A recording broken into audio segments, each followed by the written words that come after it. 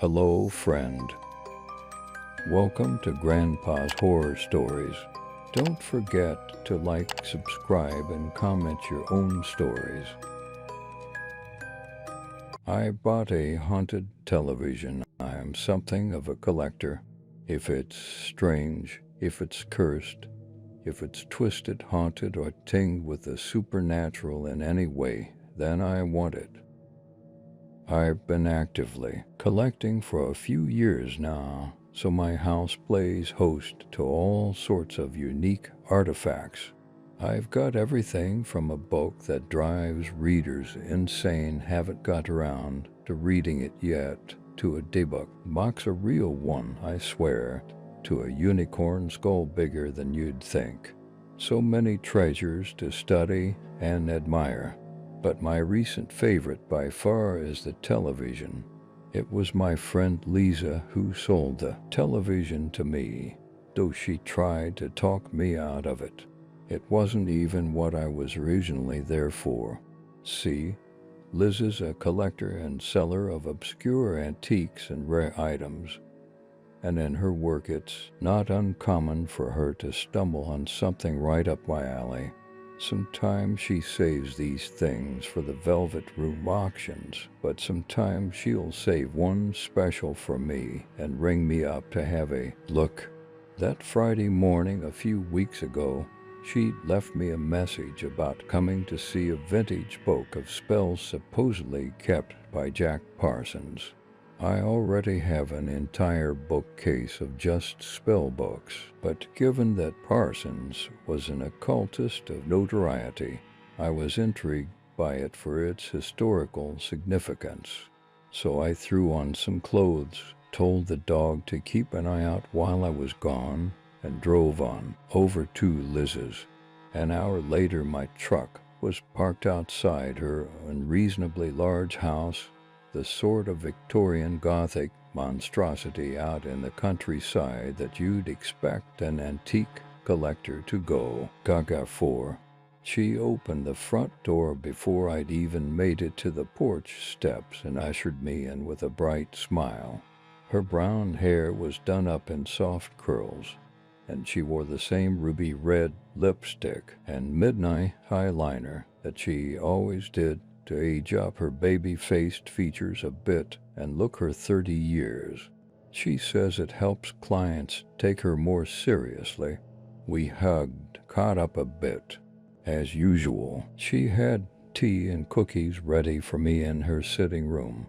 We chatted and sipped on a vintage Narcissus, surrounded by Liz's numerous odds and ends, our conversation punctuated by the ticks of her 3 grandfather clocks. After catching up, Lisa sent me to wash my hands and had the book waiting for me when I returned. I began inspecting it, taking mental notes of the quality of preservation and the added value of Parsons' handwritten notes in the margins. "So where'd you find this gem, Liz?" I asked as I thumbed through it. "Oh, I bought it off a collector upstate," she said. "It came in a bundle with a few other things. I really only wanted the seance table, but the seller insisted that it was to be sold with the other items. Why? Is it all part of a set? Certainly not. None of it relates to each other at all. But the collector's in the process of selling his entire collection, and he's made it clear he's in a rush to do so. I get the sense he's selling in bundles just to get rid of things as quickly as possible." I looked up from the spell book, surprised. "He's selling his whole collection? That's pretty extreme. Is he moving out of the country or something?" Lisa grinned dryly. "Well, he's a believer in the supernatural, like you. From what I gleaned in conversation, he got his hands on a few items that spooked him silly, and now he wants nothing to do with any of it." A little thrill ran through me. An item that could scare a man so badly he'd sell off his whole collection. No doubt years upon years worth of work Had to be something juicy. Were any of those spooky items included in the bundle you bought by chance? I asked Lisa, looking around. There was one included that he was complaining about. I put it here somewhere. There. Lisa walked across the sitting room, heels clacking on the floor. Nestled between the aforementioned seance board and a potted Norfolk pine was a squat object draped in a sheet. Lisa pulled the sheet off to reveal the television. It was an old, black, boxy model, the kind you might have had in the early 90s and small enough to comfortably carry. A TV? I asked. Really? That scared him. Lisa laughed.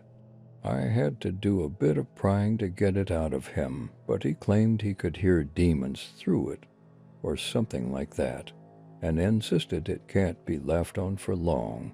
Imagine voices from the other side reaching out through the TV. A quintessentially modern ghost tale. I think the poor guy got carried away with some whiskey while flicking through channels is all. So you don't believe him? I don't. Lisa shot me an amused look. But I'm guessing you do. Let's just say I'm curious. Curious enough that I'll buy it along with this, I said, closing the spell book. $5,000 for the book, and I'll throw in $1,000 for the TV. Liz's eyes went wide. AC, darling, I can't let you do that. The book, sure, but the TV is junk. Believe me, I've had it. Sitting here a week and I haven't heard any demonic voices. I was going to take it to the dump tomorrow. Nevertheless, I want it. It's a waste of space. It barely even turns on. Still want it. For goodness sake, you ridiculous creature. If you really want the damn thing, at least let me give it to you free, Lisa said, exasperated. I can't have you blowing $1,000 for nothing on my conscience. And if this is the real deal, I can't have cheating you out of its value on my conscience. I carefully set the book down on the table and pulled my checkbook out of my pocket. I ignored Liz's continued protests and wrote out a check for $6,000. Say whatever you want, Liz, but my mind's made up. This baby's coming home with me, Midge. I called out to my dog as I hauled the TV through the front door with Parsons' wrapped book on top of it. I slammed the door shut behind me with my foot and called again. Midge, come down. Seconds later, I heard the staccato beats of Midge's paws bounding down the stairs as she ran to greet me. Midge is a mutt mid-size with soft yellow fur and the cutest curlicue tail you ever saw. That's not why I picked her out at the pound, though. What really makes Midge special is her left eye, milky white and blind. Over the last 2 years, it's served me as wonderfully as I hoped. It sees things before I do. Good girl, Midgie, I cooed down at her, carrying the TV into my study. She trotted by my side with her tail wagging. I got us something real neat from Lisa today, and I'd like you to help me take a look if you don't mind. I set the TV down on my desk, sweeping aside old papers and journals. I put the new spell book with the rest in the library, then came back and plugged in the TV, feeling ready to burst with giddiness. The TV crackled to life, its thick glass screen filling with gray static. I turned the volume up high and stared at that little square of static with anticipation, and stared, and stared, and stared some more. It briefly occurred to me that I may indeed have just blown $1,000. Midge was behind me, idly sniffing around at some taxidermy specimens I had behind the study door. Midge, Come here. I called her over, impatient. She hurried over and licked my palm. I crouched down next to her, scratching behind her ear as I pointed up at the TV. See anything? Midge's gaze followed my direction, her good eye and blind eye both fixed on the screen. A few seconds passed without her reacting. She blinked her good eye, then she went dead still. She continued staring up at the screen, her lips curling up to bare her teeth as she let loose a low, ragged growl. The TV speakers sparked and fizzed, prompting her to growl louder. Her ears went back and she barked viciously up at the TV. I burst into a smile and scratched behind her ear again. I grabbed her a treat from the bag on my desk and gave it to her. Good girl, Midge. Very, very good girl. Now run on upstairs. Midge, protective though she may be, was only too happy to obey that command. She zoomed out of the study so fast you'd think she was the Flash. I stood up and grinned at the TV with a little wave. Howdy, nothing but static. There's no use hiding. I leaned in closer. I know you're in there. How's about a little chat? Static. I heard you're the talkative type, so go on. Talk. I'd be very interested in what you have to say. I grabbed a nearby notebook and pen. Static. All right. Have it your way. You'll want to talk eventually. I shrugged with a sigh and turned to leave the room. I glanced back at it over my shoulder just before walking out. If there's anything you and I have in common, it's that we both got all the time in the world. I left the study door open and the TV on the rest of the day, waiting for whatever was in there to reach out. All throughout the house, I could hear the faint crackle of static as I went about doing chores and working on projects. Midge didn't venture downstairs once. The sun went down. Once darkness fell in and around the house, I finally heard it. A single, raspy hello from the study. I grabbed my notebook and pen and ambled over, triumphant. I walked into the study and shut the door behind me. The study light was off, so the only light in the room came in the form of the TV's cold, blue-tinged glow. The air swelled with the relentless fizz of static.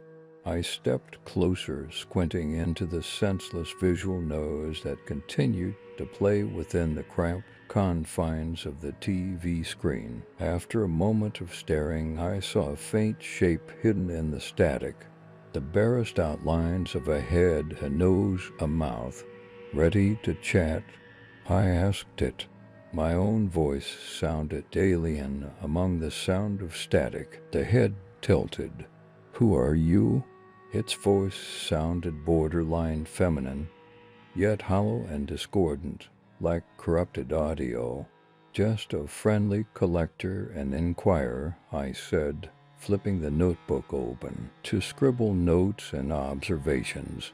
I would never be stupid enough to give this thing my name. The better question is, who are you? A demon? A ghost? The voice hesitated before answering. I'm a movie star. I paused in my writing. Pardon? I was in the movies, it said faintly, then with more conviction. Yes, I was in the movies. With all the power of a million eyes on me. That is, indeed, a lot of power. But I need a more specific detail to buy that claim. Like your name, it twitched. I don't remember. What a shame. What do you remember, then? I remember the table, the 5-pointed star carved into it to mirror the black sun. I remember the blood-tempered blade. I remember the television on and hooked to the camera so I could catch the moment forever. I remember I wanted more. More of what? More of everything, of course. More roles in more films. Better ones, more exposure. My name on more tongues and my eyes in more dreams, more knowledge. 2. Know and be known as power. R-I-G-H-T. Think I'm getting the picture here? I grinned and tapped my pen against my chin. Toying with forces you thought you could control, fumbling the ritual. You wouldn't be the first. So what sacrifice did you try to get away with half-assing? The face contorted briefly into something hideous, its features screwing tightly toward the center before it, smoothed itself back into neutrality. I was arrogant as you are, once. I was foolish and small. Before I was in here, where exactly is an ear? I tapped the screen glass. The figure within recoiled. Come inside and see, it whispered. I chuckled and shook my head. That's no answer. How about hell? Is it hell? Hell is many places. Hell is far away and all around and very close. The mouth opened wide into a silent scream. The earth is just one small pocket. One pocket with its own rules. Those mewling writings of the Bible's hell are children's fairy tales beside what truly lies just beside your world. In some worlds all is flesh, in some nothing is, in some you breathe the dark in your lungs like water, always drowning but never dying. In some you are the blood raw, fruit growing along the branch, hanging precariously by a vein, miles and miles high, waiting to be plucked. There are worlds of watching shadows and blinking eyes, worlds I cannot make you understand with mere words. They are pressing against the soft boundaries of yours, gnawing gently at the skin. You are frightened? Not at all. I continued writing down her words. I see it through the glass. Your heart is beating faster. The other I told was frightened, too. So frightened he screamed himself hoarse by the 10th night. But you don't need to be frightened. Once you get used to the pain, it is beautiful. I'm not too proud to admit that something about the way it spoke unnerved me. Speaking to a spirit or whatever this former human was now, I expected wrath, confusion, threats, incomprehensible wails. Yet the calm with which it spoke as it described all this felt out of place. Sincere? I can show you. I can show it all to you. I'd like to see. I glanced down at the TV controls. Do I have to switch channels or something? Come inside and see, it said. Or else I must come out to show you. Yeah, nice try, I snorted. How about you just show me from over there? I have told you your two choices. Hard pass on both. Let me show you. I want to show you. Then find another way. There is no other way. There is no easy way. It breathe. It is the lesson I have learned well. Nothing is given without something taken. But I swear to you, the sacrifice is always worth it. The pain is exquisite. I'll take your word for it. Look, if you won't show me anything from this other world, let's circle back to your life. How'd you get mixed up in occultism? When you got locked in during the ritual, did anything from the other side escape? Static. Oh, so we're back to the silent treatment. The mouth closed. Fine by me. Like I said earlier, we've got plenty of time. You just let me know when you feel like talking again. I snapped my notebook shut with a yawn and slipped it onto the desk beside the television. Been a long day. I for one am heading to bed. I'll swing back around in the morning to check up on you. T.O. night, I left the television on the volume up and the door open in case it wanted or needed to call to me in the middle of the night. I then went upstairs to bed, the sound of static growing quieter behind me. At around 3 in the morning, I woke to the sound of Midge's low growls. I sat up groggily, barely out of the daze of sleep. Midge was on the foot of the bed with her back to me. Her hackles were raised and her ears pinned back as she growled at the open doorway. I rubbed my eyes and looked ahead. As far as I could see, there was only the darkness of the hallway wall. But there was also the sound of static, just a little louder than before. I went still. Midge's growls grew louder as she glared at the doorway. So too did the static. Then a little louder, and a little louder, a blue glow, so faint I very nearly couldn't see it, shined out of sight down the end of the hall, where the stairs would be. As the static continued to grow louder, the blue glow continued to grow brighter, and Midge's growling grew desperate and more frantic, her entire body trembling. Louder, brighter, louder, brighter, louder, brighter, and then it was standing in the doorway. I froze in place, my stomach lurching as I stared at what had escaped the TV. I trembled as badly as Midge. It was a faint, ever-shifting shape, all draped in static. There were the barest outlines of a head, a nose, a mouth. All else was impossible to describe. Anywhere my eye settled on it, the image grew blurry and discombobulated. There was a constant visual flux that gave me the sense that it was not the thing before me that failed to be seen, but my own primitive eyes that could not process the sight. It moved closer until it was inches from the foot of the bed. Behind it, flat blots of static writhed on the floor. "Let me show you," it breathed. "I want to show you," I snapped out of it then. I grabbed Midge and bolted out of bed as the thing lurched forward onto the bed, running around it into the hall. The hallway and stairs were peppered with those strange blots, and I did my best to avoid them as I ran downstairs to the front door. I threw it open and practically chucked Midge out.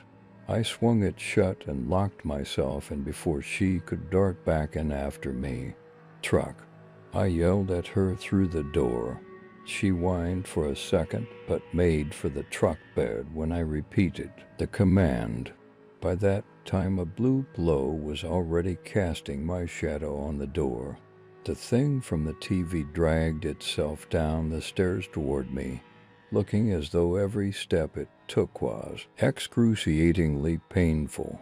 I grabbed the closest thing to me, a boot from the shoe rack, and hurled it at the thing as hard as I could, hoping to throw it off balance. Instead, the boot sailed clean through the thing's center, disappearing into the static. Excellent, that did nothing. I cursed under my breath and dashed to the living room with my hunter in close pursuit. The static blots were everywhere there, pulsating. The sound was deafening, unbearable, a ceaseless crescendo of noise. The only thing I could think to do was get to the TV in the study. I had a wild hope that if I altered it somehow, whether that meant fiddling with the controls or unplugging it, that might be enough to sever whatever access the being had to this world. But those goddamn fucking blots. I had to weave and hop and hug the wall just to avoid them, slowing me down and making me easier prey for the thing that followed. I could hear its hollow breathing just behind me. My lungs heaved and my heart thundered as leapt over blot after blot, until finally, I was at the threshold of the study. On the desk, the TV glowed blank and blue, but it seemed I was too slow. Before I could even step through the door frame, something came down on my left shoulder and held me in place. I turned my head instinctively to look and saw a buzzing static where my shoulder should have been. An unspeakable cold washed over my arm, worse than if I'd sunk it bare into snow. I felt myself turned around to face a head, a nose, a mouth. It leaned in close enough to block out the sight of anything else. My eyes ached from trying to see it. "Let me show you." It shifted to hold my head in place. With my right hand, I grabbed the door frame. I thought maybe I could use it as leverage to pull myself out of the thing's grip. But even as I tensed to tighten my grip, the thing was already leaning in closer, until the world went dark and the cold washed over my head, and it was an unspeakable cold. The kind of cold born from nothingness. The kind of cold that occurs when all the atoms of the universe hang still in suspension. The void of interstitial space, and pulsing in the pockets of infinity there were worlds.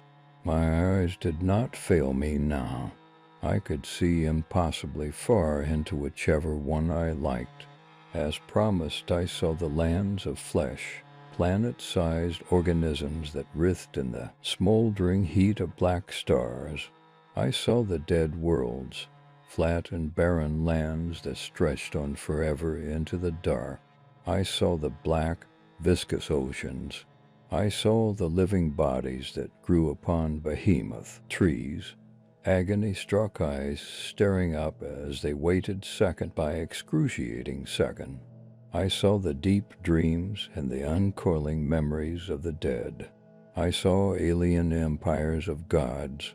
I saw you as you will be, as you could be, as you shouldn't be. I was torn apart and fused back together, and torn and fused, on and on as my body screamed, and as I looked at it all. Everything that was mystery, that was forbidden, that was deranged and profane and indecipherable and bloody born and backward. Everything that was terrifying and exquisite was right there for me to see at my leisure. I could have stayed there forever, but I could still feel my hand gripping the door frame. I tightened my grip on it, used it to pull myself backward, and I was back in the study, face to face with the creature. I was sick to my stomach, my head reeling from the intense cold and the visions, but I had just barely enough presence of mind to move. I turned and lunged for the TV, the thing behind me lurching too. Grab me again. I grabbed the TV with what little strength I still had and held it in front of me like a shield as the thing threw itself at me with a faint scream. The scream was muffled as the thing collided with the TV screen. Halfway inside the TV, catching on, I thrust the television further over the entity, forcing it back inside. I had to throw my entire body weight over the back of the TV to first fully engulf the entity, then to keep it trapped inside, holding the TV screen down on the study floor. The thing continued to scream and rage inside as I extended my leg and hooked my ankle around the television cord.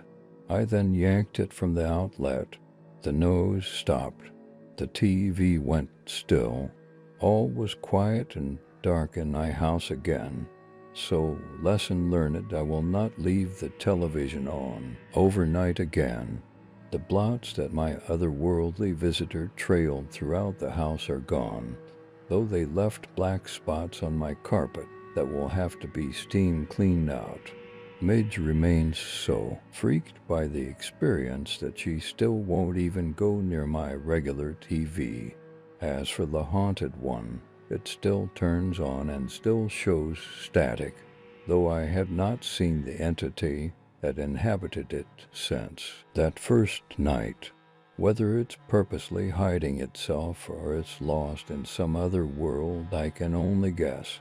I've been researching who it might have been when it was human. No leads so far, but despite everything, I count this as a win. I'm sure that with a little repair and experimentation, I'll be able to use the TV to see into those other worlds from a safe distance. I can't wait to see it all again. Once you get used to the pain, it is beautiful.